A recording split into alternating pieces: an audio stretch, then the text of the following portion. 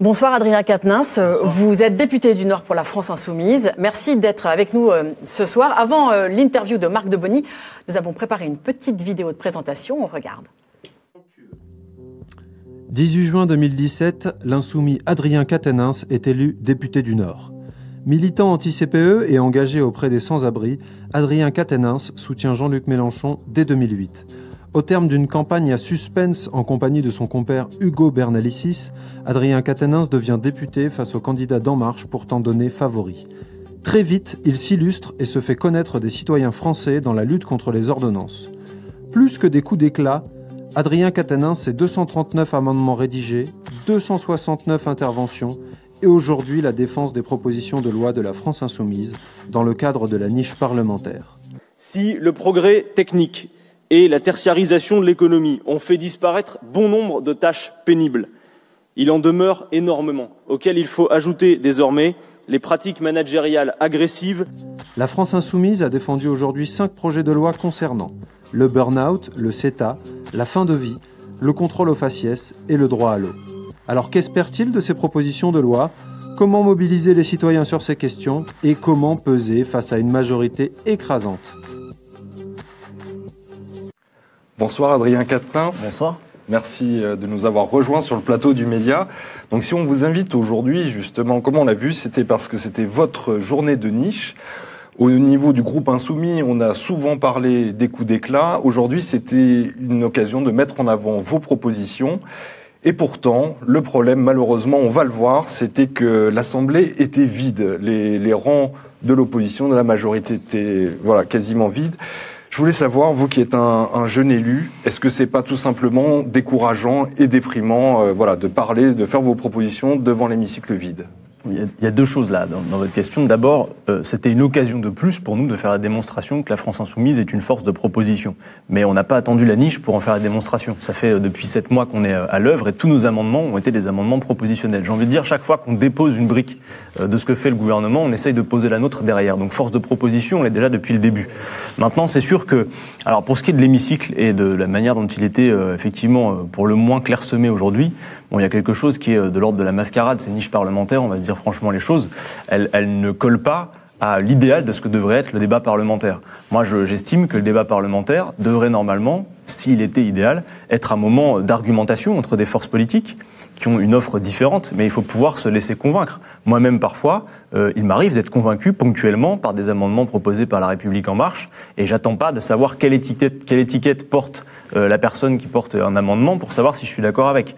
Or, on le voit bien, cette majorité réserve le même sort à peu près à son opposition, et en particulier quand c'est la France Insoumise qui parle. Plus que de s'intéresser au contenu, à ce que nous avons à dire, il s'intéresse d'abord à l'étiquetage et le fait que ça vienne de nos bancs, clairement, il y a tir de barrage. Donc aujourd'hui, c'est sûr que c'est un peu difficile parce que pour nous, ces propositions de loi, ça a été un gros travail, un travail d'audition, y compris de gens, il faut le dire, qui ne sont pas de notre bord politique pour avoir le meilleur niveau d'expertise possible. Et face à ça, on a finalement un rejet systématique. C'est dommage parce que on a pu vérifier, y compris à travers des sondages, que les propositions de loi que nous portions aujourd'hui avaient pour la plupart le soutien de l'opinion. On en parlait tout à l'heure, on est d'accord que ces propositions de loi, elles ont peu de chance, aucune chance de voir le jour, elles ont déjà été rejetées. Oui, alors ce qu'il faut expliquer, c'est que à ce stade, elles étaient passées en commission, elles avaient été rejetées en commission. Aujourd'hui, elles arrivaient dans l'hémicycle. Il y a eu pour chacune d'entre elles, et ça se termine là, à 7 heures, des discussions générales. Mais ensuite, il y a eu à chaque fois la fameuse motion de rejet qui fait en fait qu'on annihile la possibilité de débattre. Et y compris, on a vu la droite monter au créneau cet après-midi en disant à la majorité, mais clairement, vous empêchez tout débat. La démonstration qui a été faite aujourd'hui, pour moi, elle tient à deux choses. Et finalement, les deux choses vont nous servir, même si, clairement, tout de suite, nos propositions de loi ne sont pas adoptées. D'abord, faire la démonstration de la crédibilité de la force politique que nous sommes. Nous ne sommes pas d'affreux sauvages, nous sommes des gens sérieux. Oui, notre projet est radical, mais il est crédible. C'est la démonstration que nous faisons et ça se voit. Le sérieux que nous incarnons, ça se voit. Et en même temps, il y a eu, finalement, la démonstration qu'a faite la majorité, qui montre que malgré qu'elle soit censée incarner le nouveau monde, eh bien, elle a de vieux réflexes politiciens et il y a tir de barrage dès lors que ça vient de l'opposition. Donc là-dessus, on les a laissés faire. Ils se sont ridiculisés aujourd'hui, parce que moi je suis persuadé que, y compris sur leur banc, il y a des gens qui auraient pu, peut-être pas dans les mêmes termes, défendre nos propositions de loi. Bon, on va voir justement de quoi il s'agit. Donc un sujet qui vous est cher, sur lequel vous avez pas mal bossé, c'est l'épuisement professionnel, donc qui était un des textes qui a été proposé aujourd'hui. Benoît Hamon s'est déjà cassé les dents sur ce sujet. Et il y a notamment un débat en fait sur la définition du burn-out. Il y a des chiffres qui sont très variables. Vos détracteurs disent que finalement vous surfez sur le flou un petit peu pour faire de la politique. Qu'est-ce que vous pouvez leur répondre et comment est-ce que vous avez travaillé cette question de l'évaluation du phénomène? D'abord, vous avez raison de rappeler que ce n'est pas nous qui avons posé la première pierre sur ce débat-là, puisque d'autres parlementaires l'avaient fait avant nous. C'est notamment le cas de Benoît Hamon. Il y avait eu juste avant lui un rapport parlementaire qui avait été réalisé. Benoît Hamon fait partie d'ailleurs des gens que nous avons rencontrés dans la préparation de cette proposition de loi. Finalement, ce que les experts ont retenu de la proposition, notamment les juristes, c'est qu'elle avait un caractère plus exhaustif que ce qui avait été fait précédemment. Le débat, en gros, c'était entre est-ce qu'on baisse les seuils qui permettent aujourd'hui une reconnaissance devant les conseils régionaux, véritable parcours du combattant, ou est-ce qu'on met dans le tableau des maladies professionnelles les pathologies psychiques, ce qui permet une reconnaissance automatique. Donc c'est plus exhaustif. Et puis ça a aussi, avec la force de loi que ça peut acquérir, ça a aussi cette vertu que ça force les entreprises à se mobiliser dans la prévention. Parce que comme leurs cotisations patronales sont fonction du taux de sinistralité, c'est-à-dire en gros les maladies professionnelles, si l'épuisement professionnel et les pathologies qui en résultent peuvent être reconnues comme maladies professionnelles, de fait, elles risquent de payer davantage. Or, ces gens-là, on le sait bien, ne connaissent que l'argent. Or, aujourd'hui, le gros problème que nous avons, c'est que c'est la collectivité qui paye. Parce que lorsque la responsabilité professionnelle n'est pas reconnue, eh bien, c'est la branche maladie. Donc, c'est toute la collectivité qui prend en charge, alors que les responsables, on les connaît. Un autre sujet très important, un sujet de société fondamental, c'est l'ouverture d'une possibilité d'euthanasie sous condition. J'ai envie de vous faire rebondir un peu sur le contexte d'actualité. On a vu en ce début de semaine qu'il y a une forte mobilisation dans les EHPAD qui raconte la décrépitude de nos anciens, qui raconte voilà une grande souffrance, souvent qui est liée à un dénuement financier.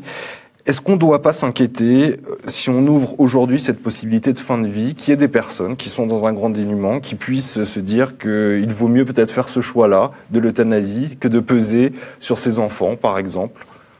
Moi, je pense qu'il faut prendre le problème par le bon bout. On doit pouvoir choisir le moment de sa fin. C'est le droit ultime et je pense qu'il faut le conquérir. Ce qu'on ne peut pas tolérer, c'est bien qu'il y ait eu des avancées législatives sur le sujet. Il y a eu notamment la loi Leonetti qui permet la sédation profonde, etc. Mais aujourd'hui, on ne peut pas tolérer qu'encore beaucoup de nos concitoyens soient contraints de partir à l'étranger s'exiler pour mourir dignement. Peut-être vous vous souvenez ce témoignage de Anne Berg qui avait écrit aux candidats à l'élection présidentielle pour les alerter et qui est parti, je crois, en Belgique ou aux Pays-Bas pour mourir dans la dignité. Donc clairement, il faut avancer. Il y a eu déjà des étapes de franchies.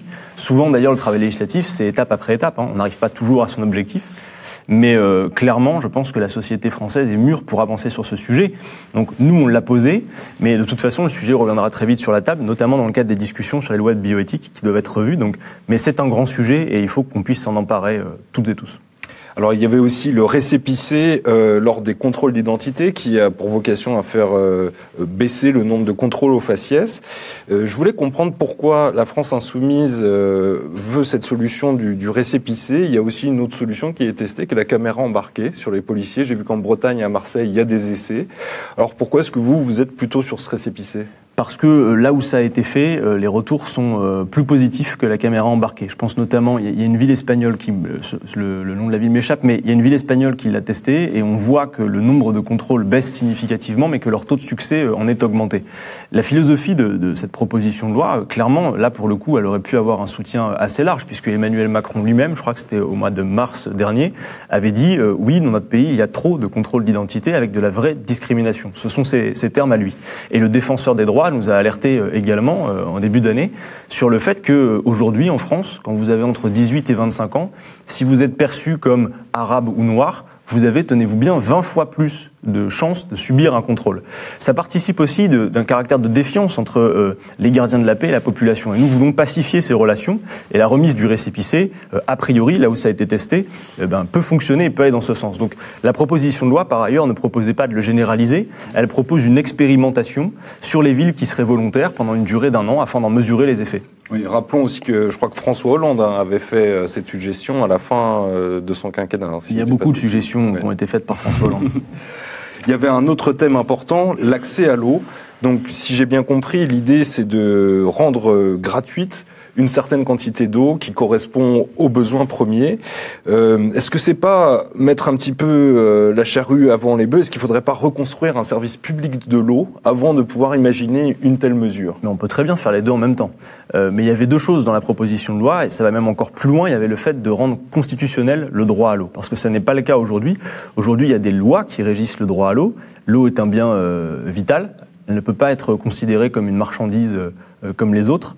Et vous avez la loi Brottes, notamment, qui normalement interdit aux entreprises de réaliser des coupures, parce que l'eau, oui, c'est un bien vital. Or, on le voit bien, beaucoup d'entreprises privées qui font la gestion de l'eau préfèrent subir les frais de justice que de respecter la loi. Ce n'est pas tolérable, parce qu'on sait qu'on ne peut pas se passer d'eau. Donc nous voulons rendre constitutionnel ce droit à l'eau pour véritablement l'interdire. Ensuite, sur la gratuité, il y a une vraie interrogation à avoir, sur la tarification y compris, parce que oui, nous pensons que l'eau qui sert à boire ou à se laver, donc l'eau qui est vraiment au sens vital, ne doit pas coûter le même prix, voire même, du coup, les premiers cubes doivent être gratuites, parce qu'on pourrait imaginer que l'eau qui sert à remplir une piscine ou à laver une voiture, on a le droit, si on peut, remplir une piscine ou laver une voiture, mais elle pourrait coûter plus cher pour financer la gratuité. Et surtout, ce que nous disons, c'est qu'il n'est pas tolérable que les entreprises fassent du profit sur un bien commun qu'elles récupèrent, qu'elles privatisent et qu'elles revendent ensuite, alors que l'eau nous appartient à toutes et tous. Alors enfin, dernier point, important lui aussi, c'est concernant la consultation des citoyens au sujet du CETA. Alors j'ai été surpris de voir que l'UDI, Philippe Vigier, a voté pour et qu'il vous soutient. Et vous voyez ? Et il estime en fait lui aussi qu'il est nécessaire de consulter les citoyens. Alors souvent on dit les référendums sur des aspects comme ça, c'est de la démagogie parce que c'est trop compliqué et que les gens vont voter pour autre chose finalement. Est-ce que vous pouvez nous expliquer pourquoi est-ce que c'est important qu'il y ait la production de décisions politiques au niveau citoyen sur ce sujet? D'abord, ça n'a rien de compliqué et ceux qui soutiennent cette thèse ont peur du peuple finalement et de l'interroger. Les gens sont intelligents, ils ne demandent pas à être simplement consultés, ils veulent pouvoir décider. Sur le cas du CETA, donc on parle du fameux traité de libre-échange entre le Canada et l'Europe, traité dont on sait qu'il est climaticide. Les experts indépendants qui ont travaillé sur le sujet nous ont même expliqué que les conclusions de la COP21 ne seraient pas respectées si on applique ce traité. Or, qu'est-ce qui se passe actuellement? Sans que personne en ait discuté, sauf dans l'opacité la plus complète, c'est-à-dire il n'y a pas eu de débat démocratique, le traité, à cette heure, est appliqué à 90%. Les 10% qui restent correspondent aux fameux tribunaux d'arbitrage qui permettent, grosso modo, aux multinationales de s'exonérer de devoir en référer à la loi. Et donc, clairement, nous voulons un débat démocratique sur le sujet parce que on ne peut pas tolérer que de tels traités s'appliquent dans l'opacité la plus complète. Donc, nous voulons un référendum sur le sujet, et d'autant plus qu'on peut s'en inquiéter. Pierre Moscovici a récemment été auditionné par la commission des affaires étrangères à l'Assemblée nationale, et il a dit que, de toute façon, même s'il y avait référendum, dans tous les cas, les 90% qui s'appliquent déjà continueraient à s'appliquer. C'est une démonstration de démocratie, je trouve. Alors, vous avez fait, on le voit, un gros boulot pour ces 5 propositions de loi. Malheureusement, on l'a dit tout à l'heure, elles sont déjà mises à la trappe. Est-ce que ça pose pas une question pour la France insoumise de votre action pendant les 4 années à venir? Est-ce qu'on risque de vous trouver un peu enfermé dans ce rôle d'opposition parlementaire? Vous aviez une stratégie d'agitation un petit peu dans la rue et dans les institutions. On a l'impression, du côté de la rue, à la fin de l'année dernière, il y a eu quelques ratés. Il y a eu le raté des casserolades qui n'ont pas vraiment pris. Il y a eu le mouvement dans les universités qui n'a pas vraiment pris. Et là, tout d'un coup, il y a une étincelle, on a l'impression, sociale. On voit que ça commence à frémir, on l'a vu au début avec des lycéens. Alors, est-ce que vous êtes débordé par votre gauche? Est-ce que cette étincelle dont Jean-Luc Mélenchon a souvent parlé vous échappe un petit peu? Non, on dresse un constat lucide sur la situation. D'abord, oui, sur la question des ordonnances, la séquence a été terrible parce que nous avions mis toute notre énergie dans la bataille, derrière les syndicats. Puis, après le rassemblement du 23, nous avions appelé à la convergence la plus large possible, pour 1000 raisons que je ne vais pas réévoquer ce soir, mais quand même, ça ne s'est pas fait. Donc ça donne quand même des leçons sur la manière de mener la bataille. Donc nous, puisque nous sommes des gens sérieux, quand Jean-Luc Mélenchon dit par exemple, oui, pour l'instant Macron a le point, c'est pas pour lui accorder la victoire, c'est pour réfléchir à comment on récupère le prochain et comment on reprend nous la main. Et donc, nous, ce que nous voulons faire, notre stratégie, que ce soit dans l'hémicycle ou à l'extérieur, c'est de convaincre, coûte que coûte. Et donc, on continue, y compris par le débat parlementaire et la manière dont on s'y emploie, à essayer de faire en sorte que nos débats sortent de l'hémicycle. C'est clair, je vous l'accorde, si les débats restent à l'intérieur, honnêtement, leur intérêt, au vu de comment se comporte la majorité, est assez limité. Mais par contre, là, ce qui se passe, c'est que l'Assemblée sert de caisse de résonance, et on le voit, y compris aujourd'hui, les 5 thèmes que vous venez de résumer, eh bien, ça a infusé dans l'opinion publique, ça participe du débat, et surtout, ça montre que oui, nous sommes crédibles et que nous sommes prêts demain, si le peuple français le veut bien, à être le recours à cette impasse idéologique, puisque Macron est dans la profonde continuité de ce qu'ont fait ses prédécesseurs. Donc, pour les 4 ans qui viennent, la stratégie, ça va être quoi concrètement? Comment on va faire casser un peu cette limite d'Assemblée? Mais clairement, l'Assemblée, c'est une partie de notre dispositif. Là, aujourd'hui, vous avez derrière nous, le groupe parlementaire n'est pas omniscient. Il y a derrière nous un mouvement qui continue de s'élargir. Moi, je le vois à Lille, il y a une ambiance comme si la campagne n'était pas terminée, comme si les gens voulaient continuer, parce que pour nous, toutes les étapes intermédiaires, et y compris les étapes du calendrier électoral, sont autant d'étapes intermédiaires. Je vais vous dire franchement, même pour moi, le fait d'avoir été élu, même si ça revêt quelque chose d'enthousiasmant, c'est pas une fin en soi. C'est autant d'étapes intermédiaires jusqu'à ce qui reste notre objectif ultime, c'est de faire en sorte que ce programme, sur lequel 7 millions de voix se sont portées, puisse aller chercher les 8-9 millions de voix qu'il faudra pour pouvoir se qualifier au second tour et ensuite venir aux manettes dans ce pays, c'est nécessaire. Merci beaucoup, Adrien Quatennens. Merci à vous. Merci Adrien Quatennens d'avoir été notre invité.